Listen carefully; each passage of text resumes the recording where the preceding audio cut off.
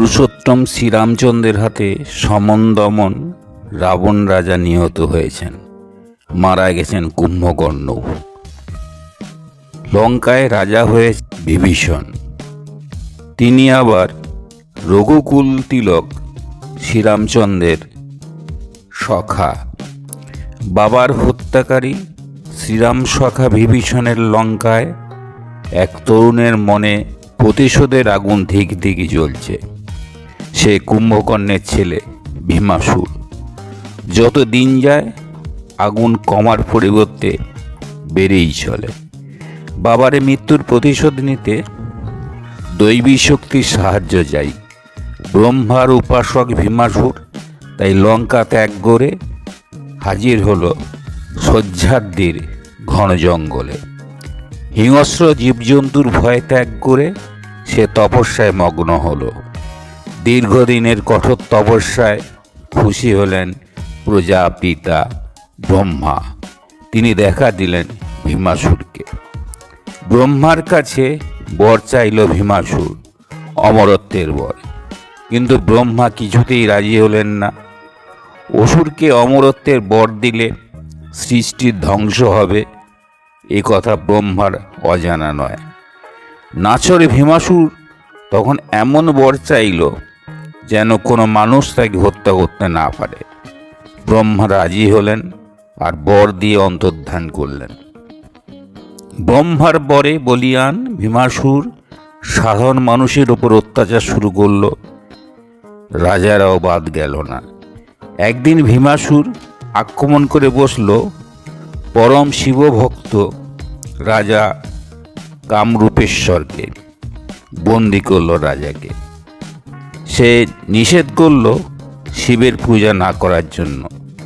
কিন্তু রাজা কামরূপেশ্বর বন্দি অবস্থাতেও শিবের পূজা করছে দেখে ভীমাসুর তলোয়ার বের করে শিবলিঙ্গকে আঘাত করে বসল। তৎক্ষণাৎ সেখানে আবির্ভূত হলেন স্বয়ং মহাদেব এবং ভীমাসুরকে হত্যা করলেন।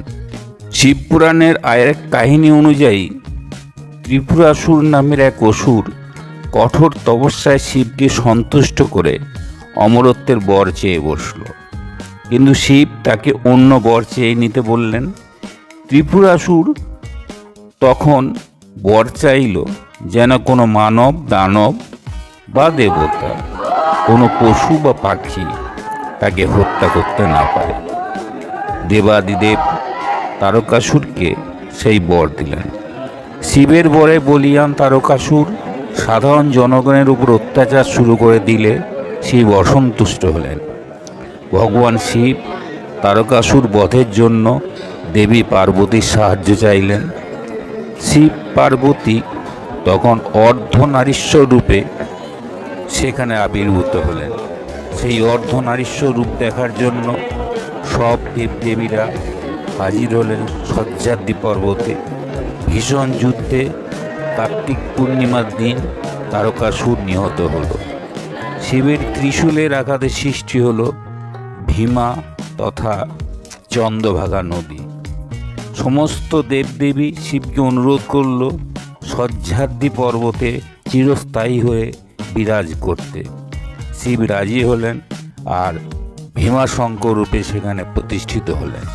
স্বয়ম্ভু এই শিবলিঙ্গের উপর ভীমাশঙ্করের মন্দির প্রতিষ্ঠা করেন চালুক্য রাজ কর্ণ। সময়টা ছিল ষষ্ঠ শতাব্দী। প্রায় 800 বছরের পুরানো ভীমাশঙ্কর মন্দিরটি নাগারা শৈলীতে তৈরি। মূল গর্ভগৃহের সামনে সুদীর্ঘ মণ্ডপ। ভীমাশঙ্কর মন্দির দর্শনের সময় চোখে পড়বে বিশালাকার একটি ঘণ্টা। শনি মন্দিরের এই ঘণ্টাটি ভাসাই থেকে আনা। 1739 খ্রিস্টাব্দে 17 মে মারাঠা পেশোয়া বালাজি বাজিরাও এর ভাই চিমনজি পর্তুগিজদের দখলে থাকা ভাসাই দুর্গ অধিকার করেন। পর্তুগিজ গির্জার 5টি ঘণ্টা চিমনজি আপা নিয়ে আসেন, যার একটি ভীমাশঙ্কর মন্দিরে রয়েছে। মহারাষ্ট্রের প্রায় সব শহর থেকেই ভীমাশঙ্করের মন্দিরে আসা যায়, তবে বেশিরভাগ দর্শনার্থী পুনে থেকে সড়ক পথে মন্দিরে আসেন। পথের দৈর্ঘ্য 125 কিলোমিটার। লোনাভালা থেকেও আসা যায়। পুনে থেকে কয়েকটি সরকারি আর বেসরকারি বাস মন্দির পর্যন্ত যাতায়াত করে। ভাড়া 200 থেকে 250 টাকা। এই মন্দিরের সাথে যুক্ত বিখ্যাত ব্যক্তিরা হলেন ছত্রপতি শিবাজি মহারাজ, রাজারাম, বালাজি বিশ্বনাথ, পেশোয়া রঘুনাথ রাও আর নানা ফড়নবিস। বর্তমানে এই মন্দিরে দেখভাল করে পুনে মিউনিসিপ্যাল কর্পোরেশন আর মহারাষ্ট্র সরকার। মন্দির খোলা থাকে সকাল 4:30 থেকে রাত 9:30 পর্যন্ত।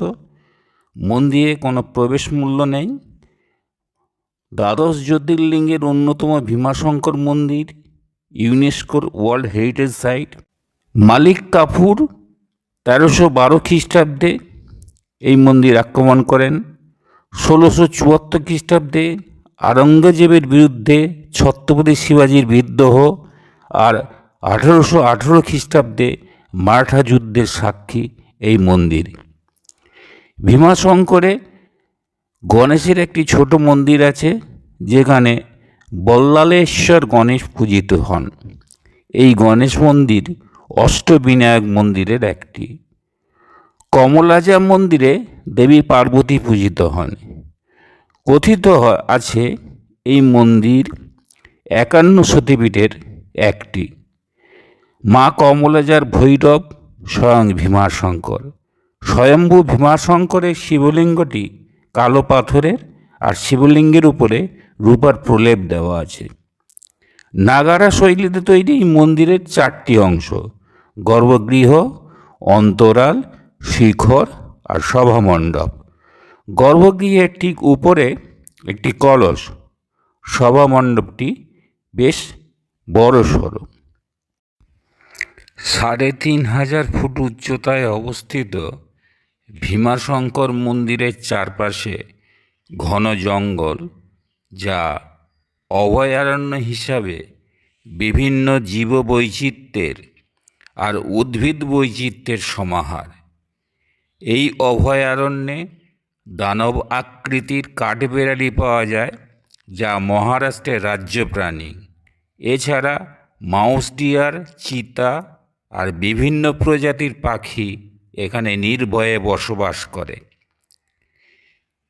অনেকের মতে ভীমাশঙ্কর মন্দির রথের আদলে তৈরি।